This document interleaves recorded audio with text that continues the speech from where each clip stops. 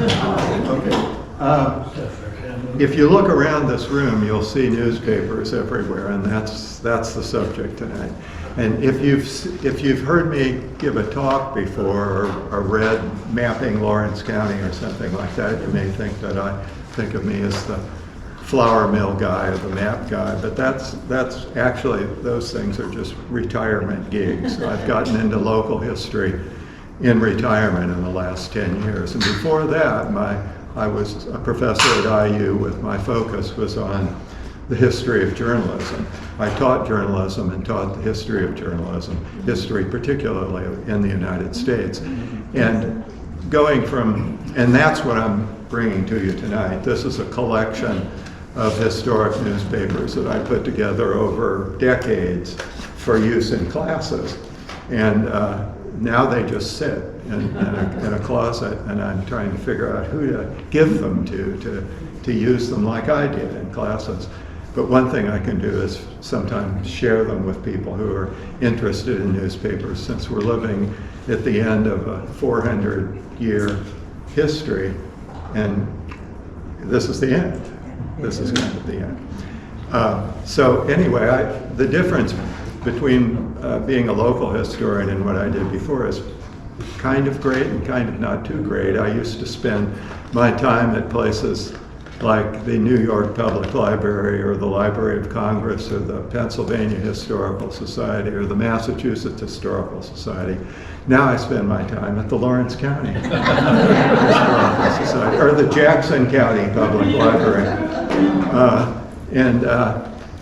Libraries are libraries, and I love them all, and librarians are librarians. And I love them all, including this one.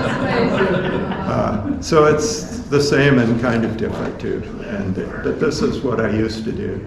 And what I'm going to do tonight, it's mainly a show and tell kind of thing. And the reason for actually that I collected these is to have a bit of touch involved too. Because when you go to libraries often and look at things, books, newspapers that are hundreds of years old, you're kept at a distance. And for most students, it's microfilm or digital, and that's not the same. And so the purpose of having the material object is valuable in teaching, and I hope you find it that way too. What I'm going to do then is to say a few things to you about the material history of newspapers, and then let you experience that yourself by looking at these. I will then look over your shoulder and walk around and answer your questions and talk with you about it and spend whatever amount of time you want to spend looking at these things and thinking about them. The idea is to show a range of different kinds of newspapers, some small town newspapers, some big city ones, and over hundreds of years. The oldest newspaper that I have is from 1685, and I'm kind of ending. I have more recent stuff, but I'm ending with the 1980s or so over here. But what I'm going to do to start off is to show you 4 newspapers, each of which is 100 years separated from the one before it, and to give you an idea of what's the continuity and change in the newspaper. So this is the oldest newspaper that I have. It's a newspaper called the London Gazette. It's a court paper from 1685. It's just two small pages, one sheet, one's printed on both sides. That was the entire paper? This is the paper, right? The whole thing. This is the whole issue. It's a weekly newspaper from October of 1685. And in some ways, of course, you see this is an utterly different object and medium than a newspaper, a modern newspaper. But really, in some ways, it's not so different. Even from where you're looking at it, you wouldn't mistake this for anything other than a newspaper. It's got a name. It says the London Gazette at the top. It's got the date. It's got the number. It's number 2075, and then it has news items. news items from the continent and a variety of things. It even has advertisements at the end. One of the ads is a kind of classified ad. The king's dog wandered off, and if you find it, you can turn it into his kennel keeper and get a reward. So it's a newspaper. How did they set that type? It looks so little, you couldn't. Well, it's read all, it. yeah, that's right. It's all hand set type, movable types. I mean, it's hard work. So what newspaper, Yeah, that's what I said. what town is that? London. This is in 1685, there were no newspapers in America. This is from England, London. And When was the first daily newspapers were in England too. That's a good question because I don't have the earliest American newspapers. The first American newspaper was in 1704, the Boston Newsletter, and I do have a photocopy of that for you. And I have, in fact, several handouts for you if you want to take one and look at the first American newspaper, 1704. So this is 1685. If we go 100 years later, we get the 1780s, and now this is in the this is the United States by then. This is after the Revolution, and newspapers flourished in America in the middle of the 18th century, and the Revolution was a good time for newspapers. They were all weekly in the middle of the century and into the 1780s. This is then in the first decade of independence. It's the Pennsylvania Packet and Daily Advertiser. Daily is the key word here. This is the first American daily newspaper that began daily publication in the 1780s. So it's kind of like the London Gazette. It's got its title and its date at the top. But a daily newspaper is a different object than a weekly. Weeklies tended to be a little less oriented to commerce. But in a big city like Philadelphia, the largest city in the country at that time, people wanted daily commercial news, and that's what you get on the front of this. All these little, what you can't quite see, you can look at it more closely, are little woodcuts of ships, so it's comings and goings of transatlantic commerce.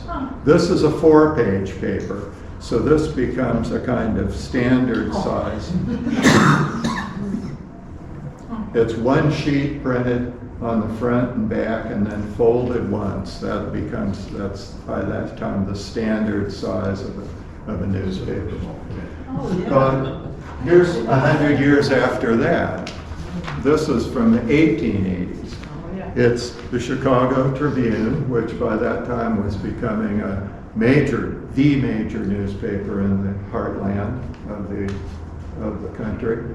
And it also has a lot of advertising on its front page. Those are all ads on the left. These are all ads on the left side. Front page was a good spot for advertising. And it also is a single sheet printed on both sides and then folded once, and it's a 4-page paper.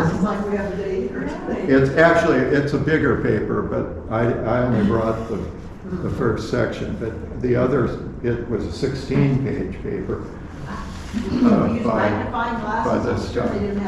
And but I've got it up here to show you, just so you can see what it looks like from a distance, and then you can look at these more closely. So that's 1880s. It was 4 of those sheets folded all together. Yeah. It was an 8-page paper would be 2, and and papers were getting bigger and bigger. The Civil War was a big boost for newspaper journalism. The newspapers it was real handy to have a war nearby, so you can just get on the telegraph or a train, and catch the train from Gettysburg to New York and write your story in an hour or 2 on the train. And then finally, here's another 100 years goes by, and we get the 1980s, and a newspaper like the New York Times in the 1980s looks a lot like the Chicago Tribune from 100 years before. It's the classic American newspaper. This is the shuttle explosion from 1986. But the 1980s also brought us USA Today. And here's the USA Today's cover for the shuttle explosion in 1986. And the 1980s and the 90s is kind of what I call the high Baroque period of American newspapers. Glamour, complexity, elegance, and money.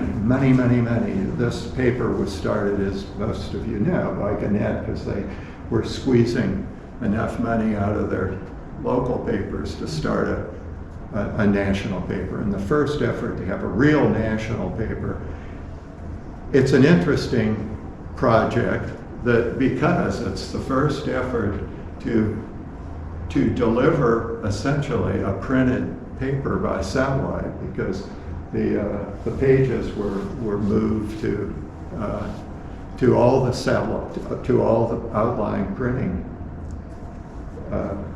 plants by electronic delivery.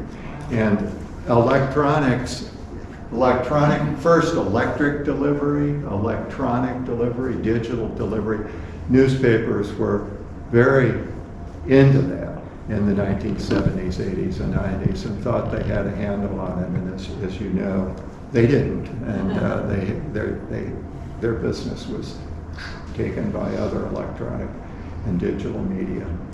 That's actually another story that I don't want to go into because it's worth a whole thing. But if you're interested in the possibilities of saving local news without the local newspaper, you might be interested then in picking up what I think is a pretty good summary of some of the efforts around the country to create not-for-profit local journalism. It's an article that I've made handouts for you, so that's another handout you can grab. So the handouts, and newspapers actually were involved with other kinds of delivery. Of course they'd be interested in any kind of delivery mechanism that didn't involve printing paper because it'd be cheap. And they coveted the idea in the 20th century, they just were so jealous of radio and television because with both of those media, as soon as you produced the content and sent it off into the air, it doesn't matter how many people download it. It's all what newspapers call first copy cost. There is no cost at the margins, whether 100 people listen or 500,000 people listen.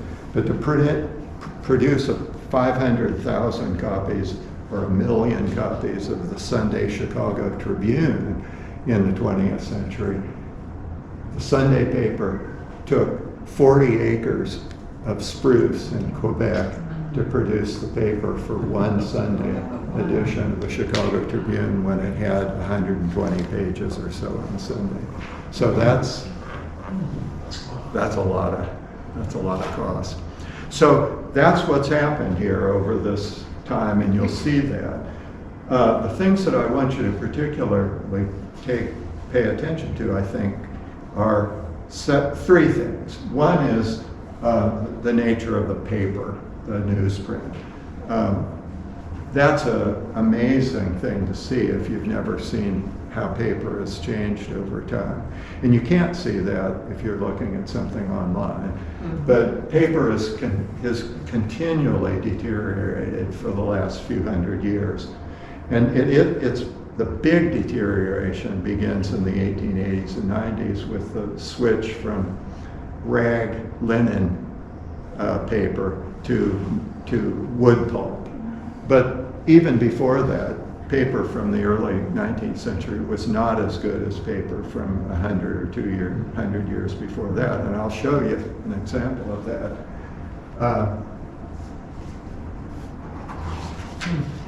This is not a newspaper, but this is a page from a book that was printed in 1492, and it's just a page, and it looks like a manuscript book, as books did in the 15th century, but it's movable type, and the paper looks like you could have just bought it at a stationery shop. And even in the 19th century, paper was very, very good. This paper is the New York Sun, and it's a famous daily newspaper in New York because it's the first modern penny paper. Newspapers were big and they sold for 6 cents, usually through subscription at that time. This paper was produced to sell for a penny. Street sales, it would be wholesaled to ragamuffin kids to sell on the street of New York. And it's very small when it started out. It was started in 1833. This is from the first year of publication of the Sun. And it looks a lot like an 18th century paper because it's so small, but it was just a penny. And the Sun grew into a major New York paper. And in 1933, they published a centennial edition, of course, to trumpet their great success for 100 years. And in that centennial edition, they published a facsimile copy of their first issue from 1833. And this is the facsimile copy from 1933 of the paper from 1833. And this one is so fragile from 1933 that I keep it in a Mylar folder, where that one is just fine. It's 100 years older. And this is sort of my example of what a standard newspaper looks like if somebody's just folded it up and kept it in a drawer for 50 or 70 years. This is the New York Times coverage of Brown v. Board of Education, Supreme Court decision in 1954. And my father-in-law kept this and gave it to me at some point. And it's very fragile. And it's folded, you can't completely unfold it, and that's 1954. The paper, that's paper. So look at paper. You'll see in the early ones here that the paper is mainly very good, and then it begins to deteriorate. And I've got the New York Sun Centennial edition over there, and it's been folded for 80 years, and you can't unfold it. It's Kenny or somebody's going to have to sweep up in here, whoever does your floor, as little chips of the paper fall on the floor. So think about paper. That's the neat thing about having the real thing. The other thing is how his press work. When these small papers, like from the 18th century, were printed on hand presses, mainly framed with wood. And you could only print a page, a sheet about that big to get a good impression. And when iron presses came in, you could get a bigger sheet because they could be tuned better. And then the big change was roller presses, where you'd roll across the bed of type, so that you didn't have to get a uniform impression over the whole thing at once. And then came type revolving presses, where the type was mounted on the cylinder and rotated, and pages could be slipped through. And those were, newspapers loved those so much that they often put their logo at the top. Their banner would have a engraving of their press. And one of the handouts I have for you is the New York Tribune's type revolving cylinder press from the 1850s. So you can grab that and take a look. And then you could print bigger and bigger sheets. So some of these 4-page papers that you'll see are really big sheets.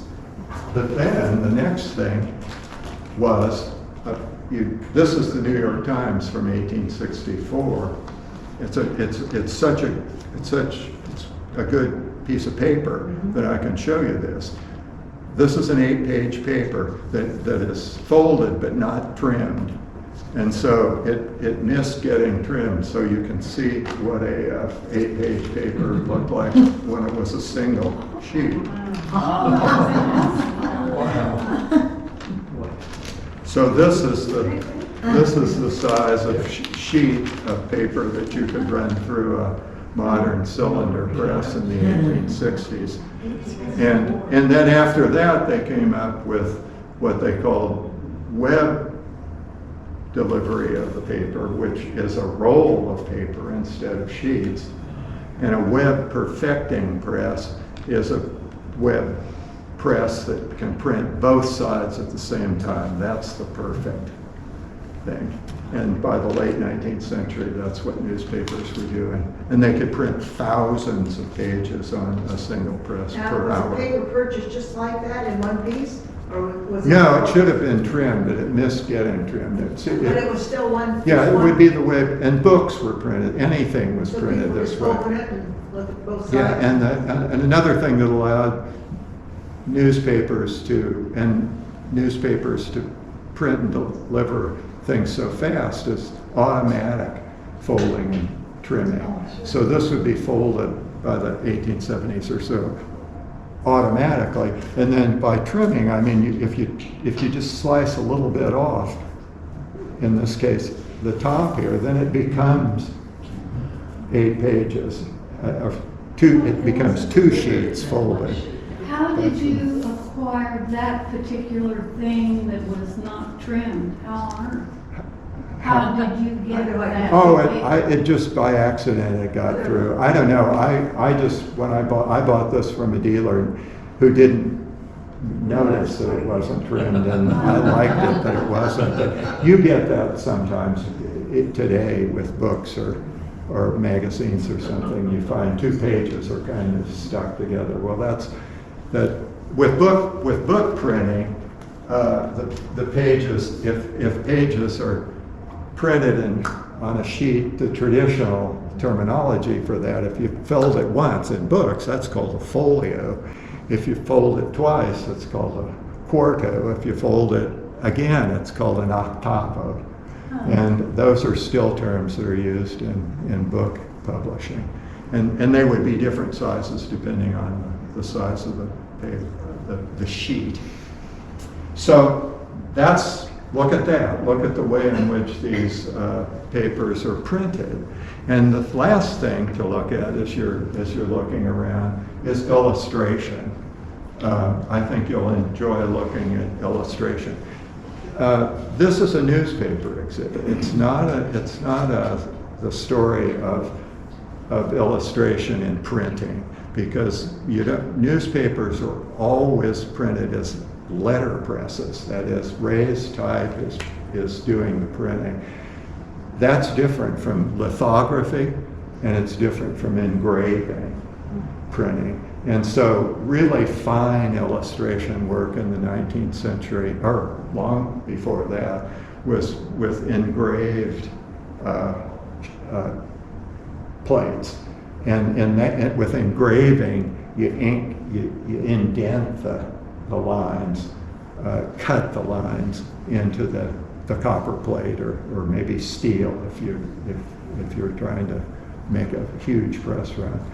And then you smear the ink across that, wipe it off, and the ink stays in the groove, and you print from that. It's the opposite of letterpress printing, where the type is raised and it's inked on the surface of the type. Now to get an illustration with letterpress printing, you do woodcuts. And it's not quite as elegant as an engraving, but it can be awfully good. And some of that you'll see. There's any illustration in these newspapers before the 20th century is a woodcut. And one of the leading producers of woodcuts for a weekly newspaper was Frank Leslie in New York. This is from a Civil War issue of Frank Leslie's illustrated newspaper, and from 1862. And these are really newspapers that could be brought out once a week. And here's an example of a beautiful woodcut. And the way they would operate during the Civil War is the artists would sketch when they were at a camp or even at a battle, and do the art and on paper, ink, and then engravers would transfer that to wood blocks. And this particular one, they've got to do this in a couple of days because it's a weekly. And this may well have been done by 4 different wood block makers who took 4 parts so that they could, you could get it done faster. So look at illustration. One of the things about technology and media often is that when something new comes in, it's not so good. It's not as good.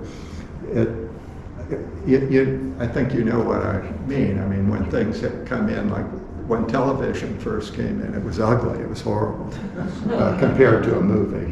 What do you compare it to? Movie? Well, it's terrible.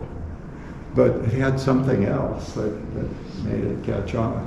And the problem with illustration for newspapers is that when they were beginning to get into using more woodcuts, even maybe for daylight papers, is that when they switched to the type revolving presses that are curved, it was almost impossible to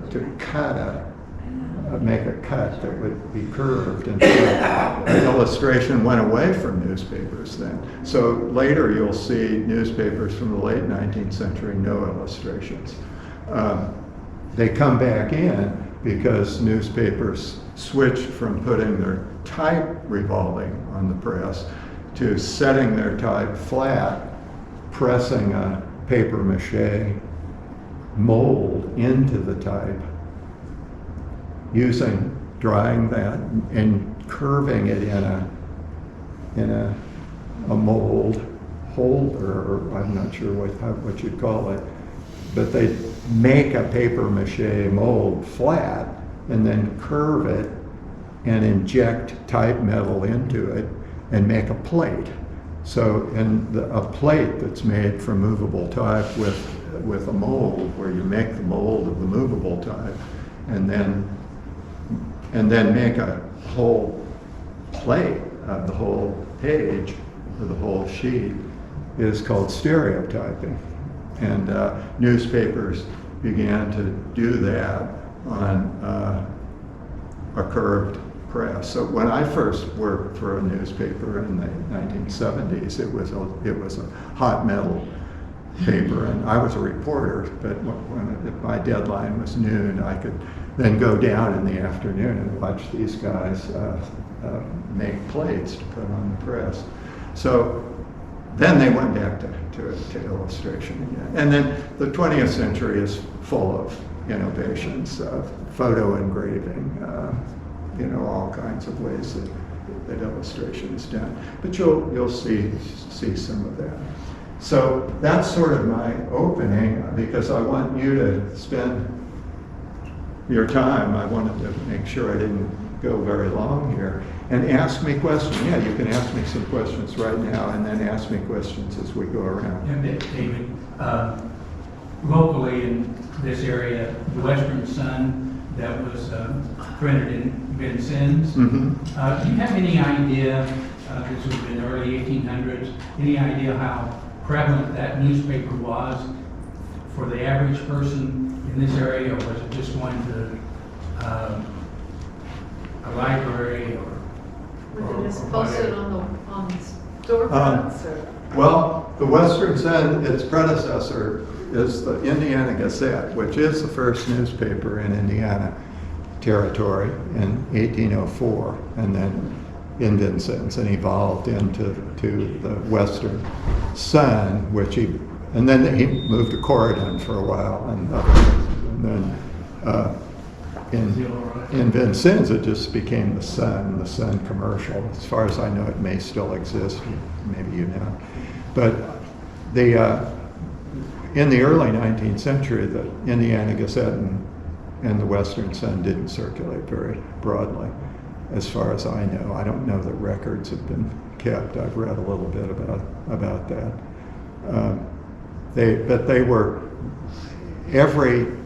Newspapers were extremely related to the work of government and parties, and so Jeff and I were talking about this earlier, that a good deal of small newspapers in a place like Indiana in the first half of the 19th century, a good deal of their income came from public printing from governments. And they made money from advertising and circulation too, but they didn't make very much from circulation at all because people wouldn't pay. There's a sort of odd history of newspapers editors who are constantly dunning their subscribers to pay. They don't pay their subscriptions, and sometimes they plead with them to pay. Sometimes they threaten them if they don't pay. Sometimes they'll say they'll take produce. Like the Indiana Gazette at one point said they'd take any kind of produce except children.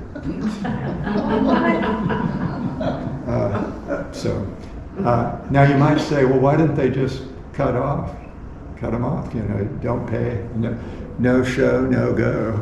Well, because their primary business was to serve the government and the party, and they wanted the paper to go to everybody. And their secondary business was the advertiser, and he wants it to go to everybody. And so they just kept sending it out. So, but they were small. And in Indiana, I know that it was hard to get paper too, and because there were no paper mills in Indiana, and you didn't have to go to Kentucky to get paper and haul it up to Vincennes. I don't really know what the history of paper making is in Indiana. I think nothing practically. I mean, that's not a business that, I know flour, I don't know paper. In Vincennes in the 60s anyway, there was a paper mill there. Was there? Okay, well, there we go. Maybe that's my next retirement gig. Paper making in Indiana. I know a lot of your smaller, like the weeklies and stuff, they would buy, it'd be a 4-page like you show, but 2 pages of that would already be printed. Right, yeah. And then they'd only have to fill 2 pages with home print. Yeah, that was a common thing in the late 19th century of ready print pages. They'd get a sheet that was blank on one side that they could print. Yeah, and So you could print a 4-page paper for the price of 2. Yeah, So that's right. The home print was a lot cheaper. That's right. And part of the deal is that you get that paper for I don't know what, cheap, because it carried advertising. Any other broad questions here before we send you around? Yeah. During the Civil War, Matthew Brady and his other friend had a lot of photos of the Civil War. So were they able to be in newspapers? Well, they'd have to be cut and made into woodcuts. So photography sometimes was used instead of just a sketch artist. Brady is as you may know, and the photography was really, really hip in the 1860s. I mean, everybody wanted their picture taken. I mean, it was the thing. It was the big cultural phenomenon of the 1850s and into the 60s. So lots of studios and photographers they didn't take pictures of battles in the way they did in the 20th century of things actually happening. The famous Brady pictures are after the fact. And what Brady did, and famously, is took like pictures at Antietam and showed them in his studio in New York. The Dead of Antietam was a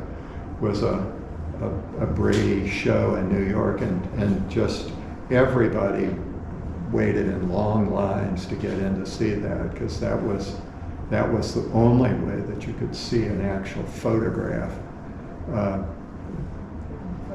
of news, kind of. I mean, a picture would be made and shown in a studio somewhere, or it would be engraved for a magazine or cut for woodcut, and sometimes that was done. When I was a kid during World War II, I threw papers, and your answer will satisfy me somewhat. Every day during the war, every paper front page would have the two fronts and maps with arrows, etc., to show where the military was and so on and so forth. My question is, was that in color? I was there, but I do not remember. Would it be possible that it would be, that those maps would be in color during war? They wouldn't have been in color. Yeah, but it's possible. There's the thing, that there's color printing in newspapers was possible long before it was common. And in fact, and here's the reason why. It's all about economics and competition. Color printing is expensive. And in Chicago, for example, which is a city that I studied and wrote about when I wasn't doing journalism history, big newspaper city in the 1880s and 90s. In the 90s, when it became possible to print color in newspapers, a couple papers began to print advertising in color. That would be the thing that you would print in color, because it could be set up ahead of time, not rush news, but also it's the more valuable, that's the valuable content, advertising. So then other papers in Chicago, and by the way, these cities had lots of papers. Chicago had 5 or 6 regular English dailies and other dailies. New York had 50 daily newspapers in the early 20th century, and 10 or so of those were just sort of ordinary daily English language newspapers. But anyway, I'll finish this. I'm drifting off here. About the color, other newspapers began to pick up color, and the publishers realized this is a big mistake. We're spending a lot of money, and if we all print these ads in color, then they don't stand out. We're not getting a competitive jump if everybody uses color. So they colluded to eliminate color. There was a rotogravure. They could have done it, but they didn't do it. Yeah. The paper that was all kind of brownish, that Yeah. rotogravure thing. That's what they call it. Rotogravure, but that's Yeah. not really color. That's Right. just a tone Okay. of a black and white printing. And when color began to be printed more commonly by newspapers, well, as you know, Sunday comics, they were been in color since the early 20th century. And of these papers, I didn't bring many 20th century papers, but here's a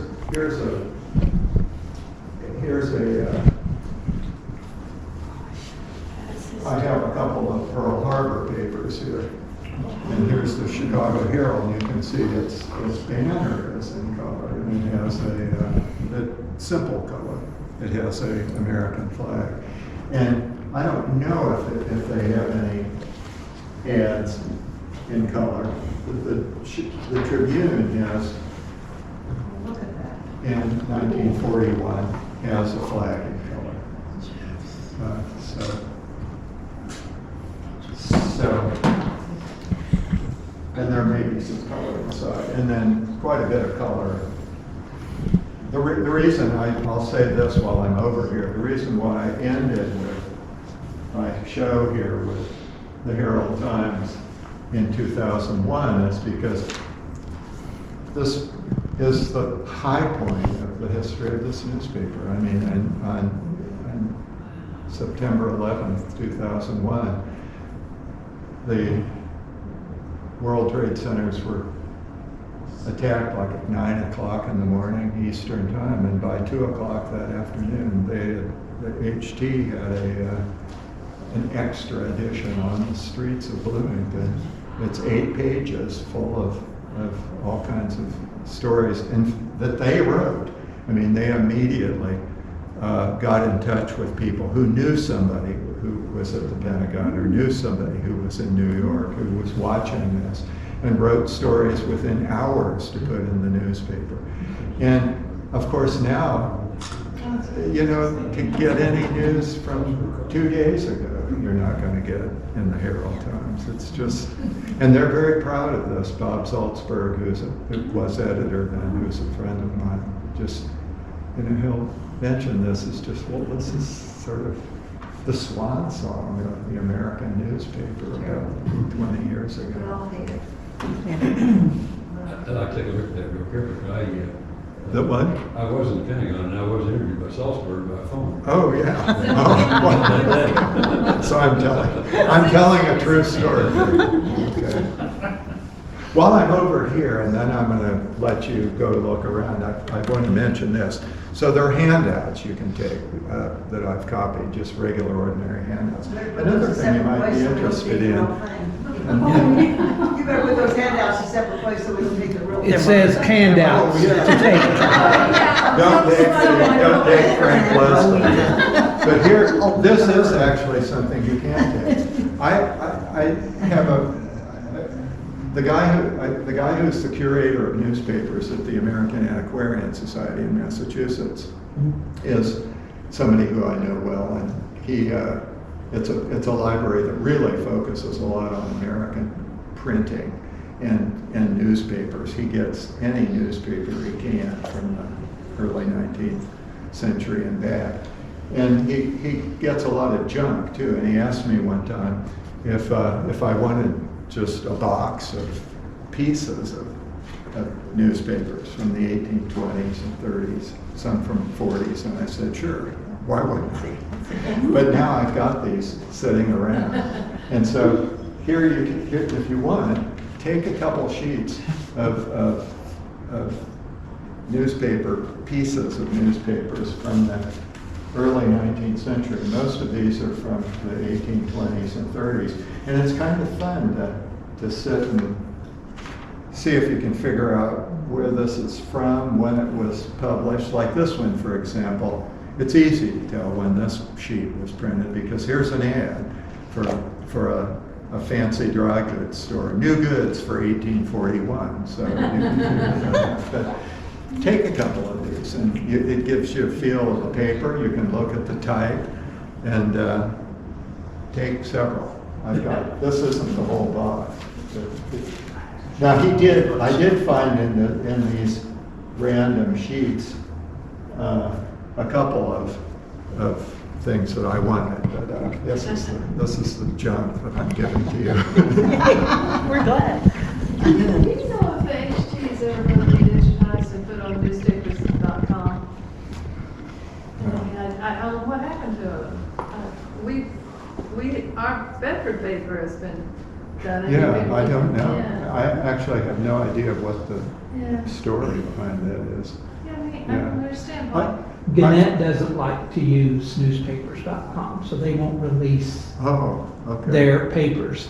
We got lucky that Larry, our general manager, said yes, Okay. we could do it. Oh, okay. But Gannett, the hierarchy of Gannett does not like newspapers.com. They use another archiving service that probably gives them a kickback or something. But I As I said, I don't think that this is the time to talk about the current condition of the newspaper industry. Have you had a session like that? We have not. Jeff? You know, that would be good to do. But I did look up to see how Gannett is doing, since it was acquired by yet another big holding company in 2019. And the business reporting says that, you know, of course, they say they're doing well, and what they're looking for, as they say, is to hit what they call an inflection point, where their income, their revenue from their digital product is enough to counteract their losses for the print product. So their print newspapers are all losers, and they're making money on their digital product, but they've not only got the print product, but they also then have debt. They have a lot of debt, and so it's a company that, even if they started making money on the digital side, it still would be it has this legacy of underperforming properties and debt. So the newspaper business just has all kinds of troubles, and you know, the main thing they're trying to decide now, not all of them, there are newspapers that are succeeding, and some even succeeding with a print product. The Wall Street Journal's print edition, which you can get in Bloomington at least the day it comes out, so it's a national, but mainly it's doing okay, I think. It circulates a lot in New York, and it's kind of a general newspaper, but all the advertising is for financial companies and so forth, so it's kind of focused too. So it's sort of, that's the sweet spot sort of for a publication to be able to sell advertising that people will pay to buy, but at the same time still have a broad circulation, people who maybe don't pay that much attention to it. You're not wasting your money so much. So I think I actually brought along one of the things that, if we did talk about this, that I thought you'd find amusing, kind of, about the HT and your the Sunday of Labor Day. This is so typical of every newspaper now in small cities. You pick up the paper and there's a headline here that says, "Oldest dorm to become first hotel on campus." Yeah. And I might see that, as I kind of did, thinking from, wonder what dorm that is. Which dorm I used to work here at IU. Oh no, it's not IU, it's Butler. Yeah, I thought the same thing, I looked at it, Butler. That's right, yeah, it's not IU, they wouldn't have anything like that. And then you turn to the inside and think, well, let's see, tomorrow's Labor Day, so I wonder here's, these grocery stores will be open on Labor Day. Oh. Well, are all the Krogers open in Bloomington on? Oh, well, there aren't any Krogers mentioned in that story. It's all Indianapolis. Can you imagine? I mean, What's the point? you know, I subscribe to this paper because I know the people who work on it, used to work on it, and it's nostalgia. But I mean, how offensive can you get to give a paper to somebody in Bloomington with the Krogers of Indianapolis? The ones listed. So. And that probably filtered down to our paper, Yeah, that was on our paper, so, Yeah, you know, a day or two later. yeah. about the dorm. But, you know, that's the thing, you know, that paper is now printed in Peoria, Illinois, Yeah. Is that right? as is our paper. Do you get your paper by mail now? And so Yes, does Bloomington. even the we Star, do the too. Star comes by, they're Yeah. and the Star people called and said, "Why are you quitting? We've been getting the Star since 1960 in our front door. Yeah. Why are you quitting? 1970. Why are you quitting?" I said, "Because it comes in the mail and it's 2 days late. Yeah. You know, the Saturday paper might get at our house on Tuesday. I know. It's ridiculous." You know, one of the things that I didn't mention about technology is that one of the most important forms of technology for the newspaper industry in the 19th century, like everything in the Industrial Revolution, was the railroad. And these big city papers like Chicago had enormous circulation areas, and the newspaper shed, if you want to call it that, of the like watersheds and geology, that the big papers circulation area like Chicago would kind of reach out almost as far as the circulation of the Denver Post. Big circulations in the middle of Iowa or South Dakota. Any place that you could get a train to arrive, leaving at 11 o'clock at night and get there at 6 o'clock in the morning, you could deliver today the morning paper. And when I lived for a while in Bismarck, North Dakota, worked there on the Associated Press in Bismarck, and you could get the Minneapolis Tribune delivered to your door in Bismarck, North Dakota, which is 500 miles from Minneapolis.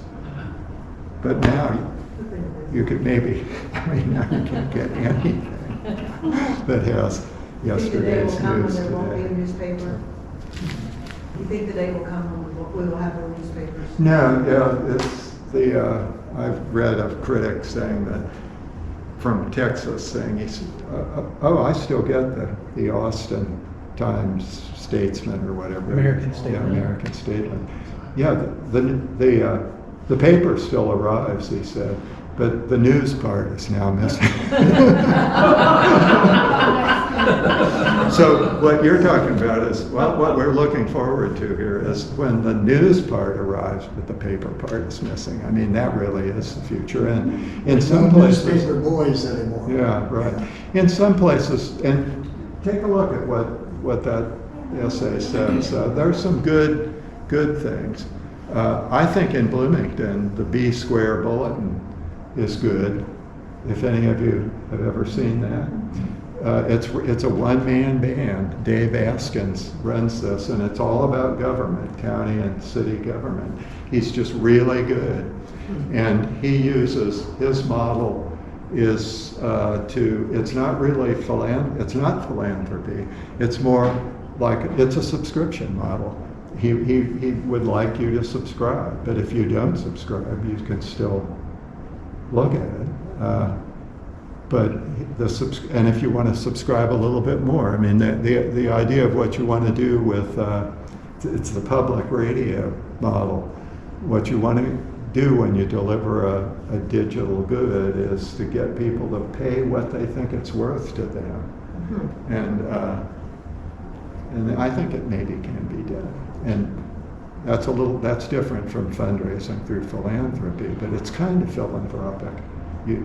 It's like public media. So see what you think, if that's a good idea.